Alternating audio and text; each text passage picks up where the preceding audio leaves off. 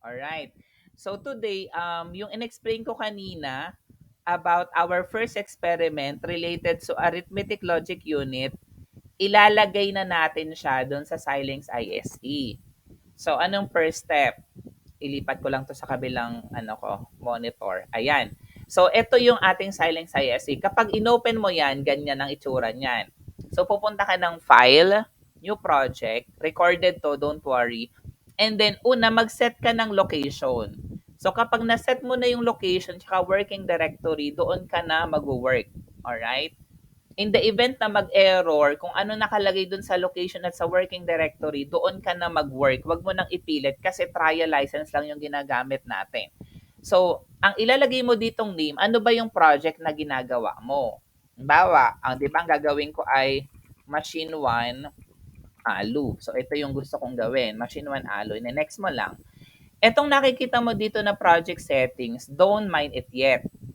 Ayan, kasi ang ginagawa naman natin ngayon ay Verilog. So, dapat lang naka-Verilog, hindi pa tayo mag-VHDL. And then, yung mga family niyan, device package, relative yan dun sa FPGA board na gagamitin mo. Ang dami niyan.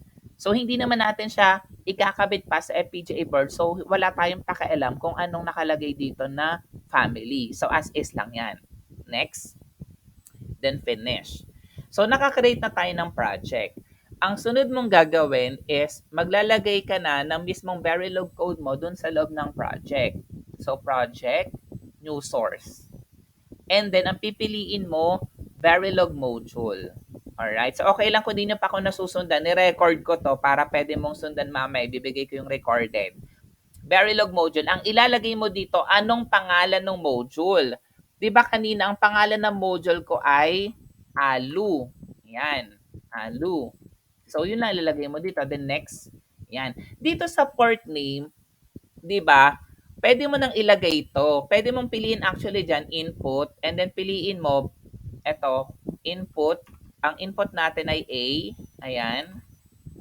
Ang input ay B. Ayan. And then, we have also here, input OP code. O, pwede mong ilagay OP code. Pwedeng ganan ang gawin. And then, meron din tayong output. Ang pangalan ng output ay result. Hindi mo isasama yung reg dito. Yan. Then, gagawin mo tong output.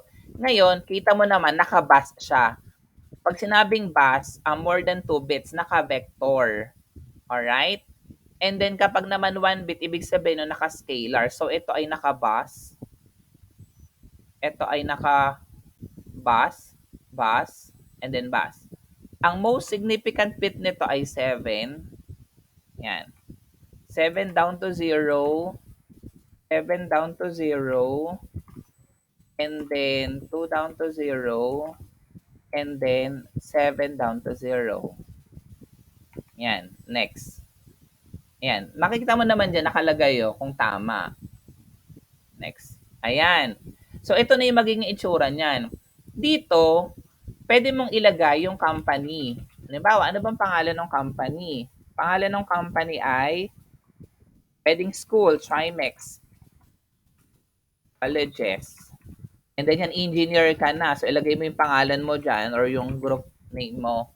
And then design name, pwede nyo nakalagay dito sa title natin, Arithmetic Logic Unit, di ba? Ito naman yung dinedesign mo. Then, wala pa tayong target devices. Wala pa to. Pwedeng alisin mo itong mga to. Comments lang yan. Yung mga nakikita mong to, comments lang yan.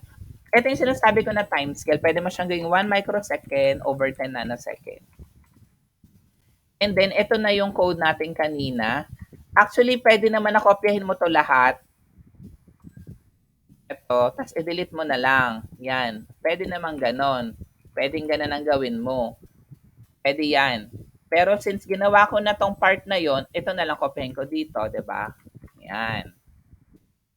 Okay? So, ito yung explain ko kanina. And then, syempre save mo. Pag na-save mo, makita mo, meron na siya ditong hierarchy. And then, pwede mo nang i-synthesize. Ito yung part na synthesize para makita mo yung RTL schematic. When you double click,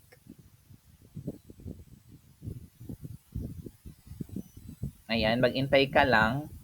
May sinasabi siyang error. Sinet niya as error yung default. Hmm, why is that so?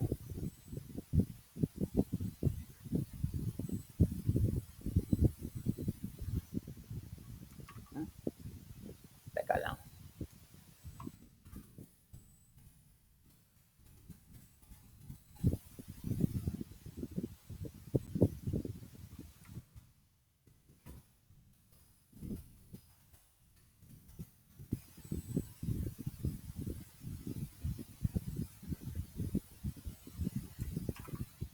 Bakit nag-error?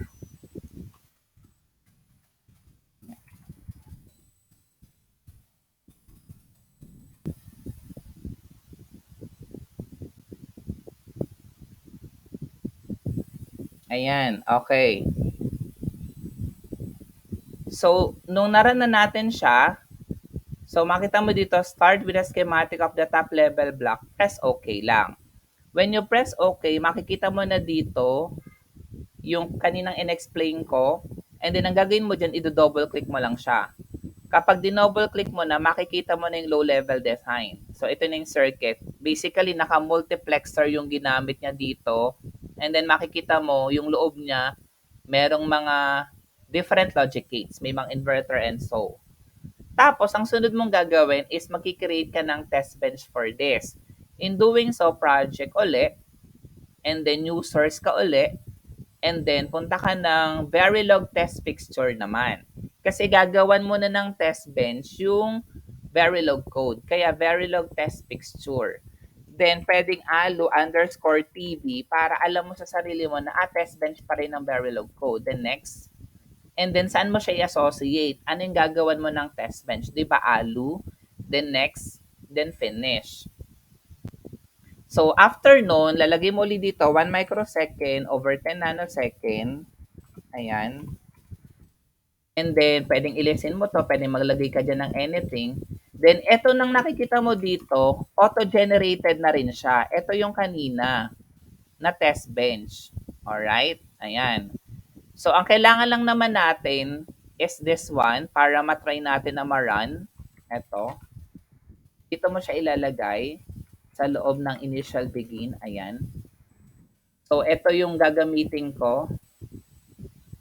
Kita nyo, pwedeng ilagay mo naman dito ay naka-decimal or pwedeng naka-binary. Pero sa example natin, ilagay muna natin as naka-binary. So, kapag nalagay na natin yan dyan, ang sunod, kiklik mo tong simulation, and then, makikita mo dito, yung alo nasa loob na ng TV. So, since ang iraran natin ay test bench, yung TV yung iraran mo, then pupunta ka ng iSIM simulator sa ilalim, then double click. Yan. When you double click, lumabas na dito sa kabilang side ng screen ko, hinigit ko lang. Ito na yung makikita mo. Kita mo, naka-picoseconds siya sa taas. And then, gagawin mo dyan, izo-zoom mo lang siya, pababa. Ayan, dinala ko ng microsecond, then ni-run ko dito, run for the time specified. Then, pwedeng run all. Yan. So, makita mo, nagbago na siya ng value. Para mas maintindihan, ito yung OP code, di ba? 000, then 010.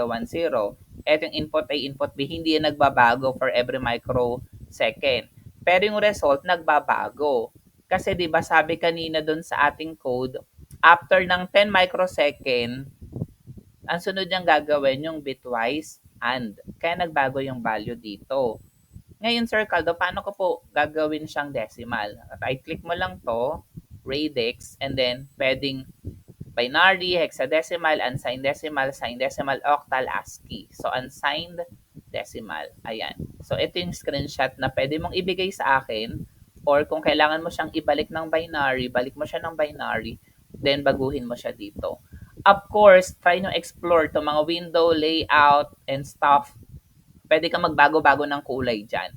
So, pwede mo siyang i-explore to change the background, to change the color of the text. And then, ito yung sinasabi kong console. Nung niran mo kanina, dito siya nag-appear. Diba? Gusto niyang i-print yung result ni addition and then result ni and. Kaya, doon sa code natin kanina, meron dong $ display para mapakita yung output ni addition tsaka ni result bitwise AND. Alright. So, yun lang. Stop ko yung recording then entertain ako ng question.